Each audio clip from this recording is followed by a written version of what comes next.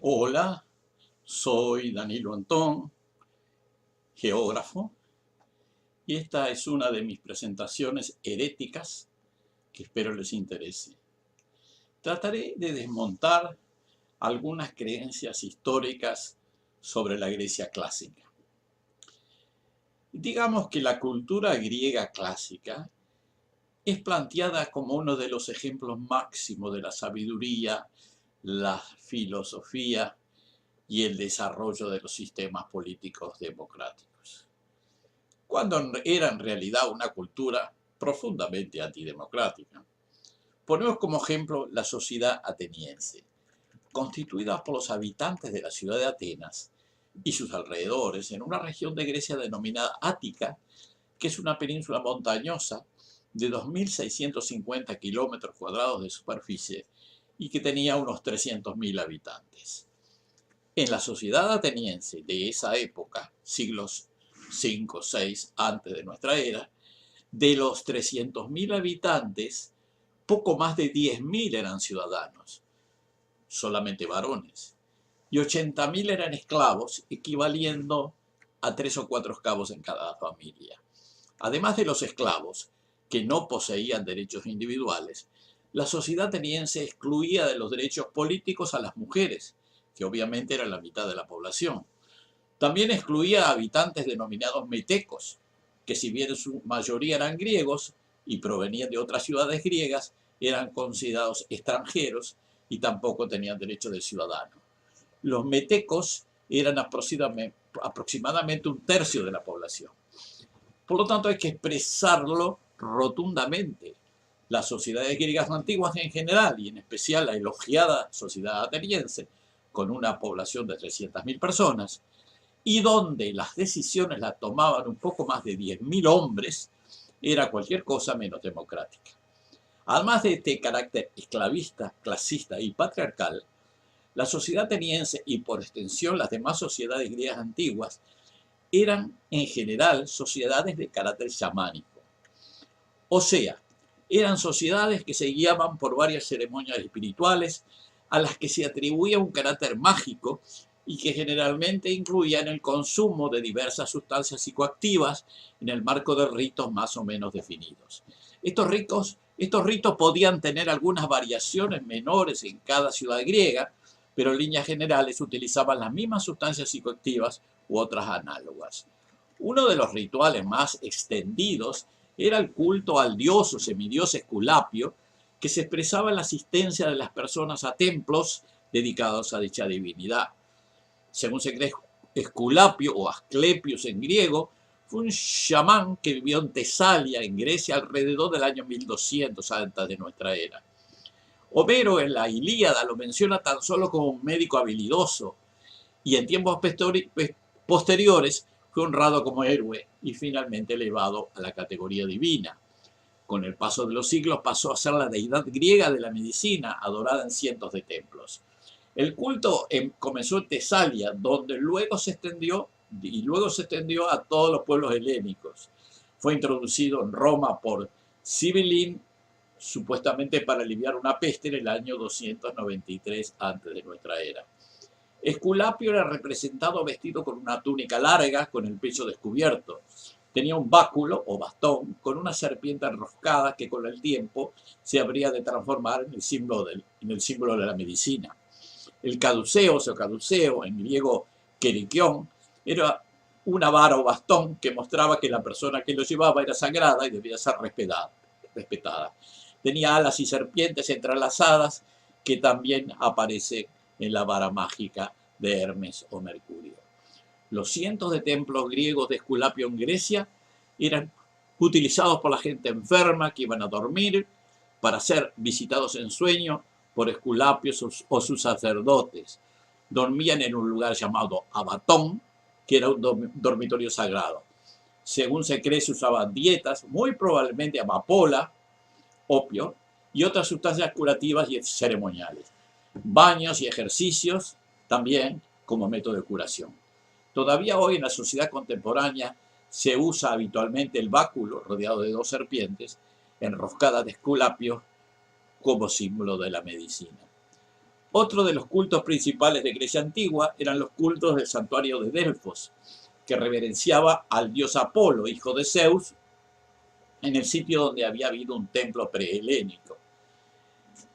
Durante mucho tiempo Delfos fue considerado un símbolo de la unidad helénica. Sin embargo, el templo original se basaba en el culto a la madre tierra, Gaia o Demeter, y a su hija, la serpiente o Pitón, la serpiente, que al principio no tenía nombre y que era una entidad femenina, hija de la Gran Madre. Luego el santuario fue conquistado por pueblos invasores, quienes sustituyeron el culto a Gaia por el culto a Apolo, hijo de Zeus. Seguramente este hecho representa la victoria de los grupos patriarcales griegos sobre las sociedades matriarcales que habitaban la región Egea en tiempos anteriores. Si bien desde esa época el templo fue dedicado a Apolo, las creencias prehelénicas sobrevivieron de forma sincrética en las nuevas ceremonias. La serpiente, hija de la madre tierra, pasó a ser de sexo masculino y su nombre Pitón. De allí que las sacerdotisas de Delfos se llamasen pitonisas. Delfis, que quiere decir matriz o útero, estaba ubicado sobre una piedra situada exactamente en el lugar donde supuestamente se habían encontrado dos águilas que habían enviado Zeus. Ese sitio preciso, centro del templo, era denominado ombligo, ónfalos, mientras que el recinto sagrado se denominaba stomios, que significa vagina o boca, que a su vez estaba atravesado por una hendidura, que es en griego chasma, por donde salían vapores que producían embriaguez, que se llaman entusiasmos, y que eran aspirados por las pitonisas en el momento de emitir sus predicciones. Probablemente dichos vapores eran producidos por la quema de cáñamo, cannabis, o de adelfa, una planta que también se llama laurel romano o rosa laurel, que es un vegetal considerado venenoso que también tiene propiedades psicoactivas. Otro culto fundamental de la cultura griega antigua se llevaba a cabo en el centro ceremonial de Eleusis, cerca de Atenas. Este culto se había instaurado en el siglo XV a.C. y con el tiempo sería conocido como los misterios de Eleusis. Los misterios eran de dos tipos, los misterios menores y los misterios mayores. Los misterios menores se celebraban en primavera y eran ceremonias que se llevaban a cabo mediante ayunos, purificaciones, sacrificios y otros ritos. Los misterios mayores eran prácticas otoñales que culminaban en una enigmática ceremonia nocturna de iniciación basada en la ingestión del quiquión, un líquido cuya composición exacta aún se desconoce. De acuerdo a los signos homéricos, la diosa Demeter, la diosa madre, fue quien instituyó Eleusis, instruyendo a los principales y primeros príncipes eleusinos, Triptólemo y Eumolpo, para mostrarles el ministerio de las ceremonias sagradas, y le enseñó sus misterios, santas ceremonias que no es lícito descuidar, ni escudriñar por curiosidad, ni revelar, pues la gran reverencia debida a los dioses enmudece la voz. Eso lo dicen los himnos homéricos para referirlo. Muchos personajes famosos de la historia griega pasaron por Eleusis. Platón, Aristóteles, Píndaro, Esquilo, Sófocles, además de cientos de miles de peregrinos de diversos orígenes.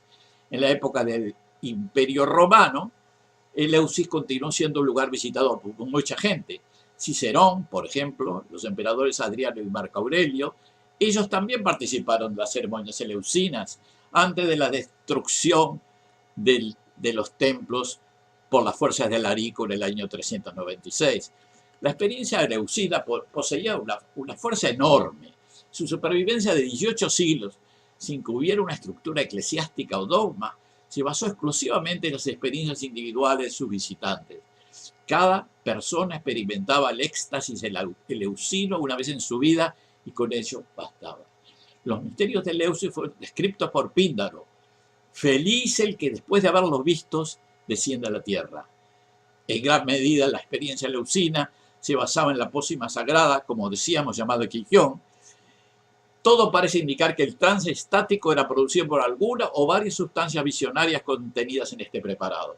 Antonio Cosgotado sostiene, con argumentos muy sólidos, que el agente activo podía ser Claviceps purpurea, un hongo de la familia del cornezuelo o ergot, tóxico y psicoactivo, que parasita algunas gramíneas. Otro culto principal en Grecia eran las ceremonias dionisíacas, basadas en el vino de uva. Este vegetal, que se llama en botánica Vitis vinifera, es una especie original de la región mediterránea. Esta especie ya existía en el cercano oriente hace unos 6.000 años.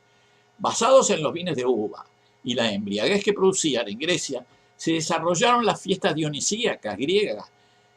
A partir del principio del primer milenio antes de nuestra era, y eran ceremonias en honor del dios Dionisos, donde se homenajeaba la fertilidad y la vegetación, incluyendo rituales de iniciación a la vida sexual.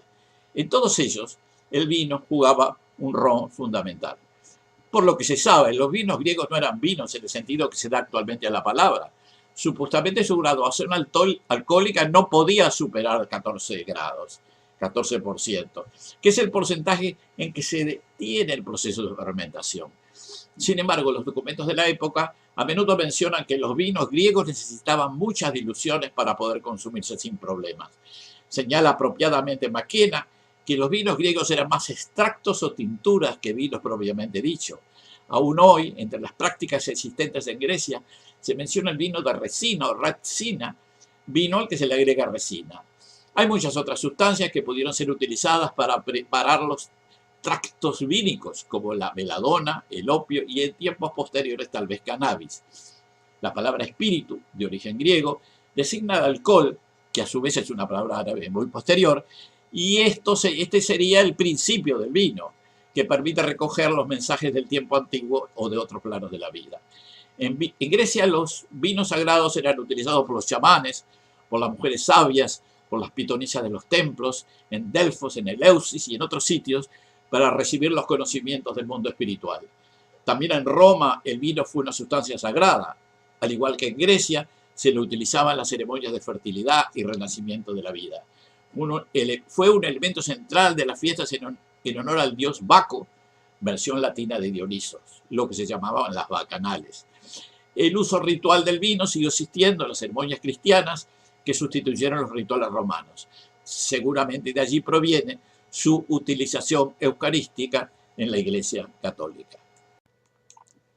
Este video fue preparado tomando como base mi libro Pueblos, Drogas y Serpientes, publicado por la editorial Piriguazú Ediciones en México y Costa Rica en el año 2000 y reeditado en el Uruguay en el año 2010.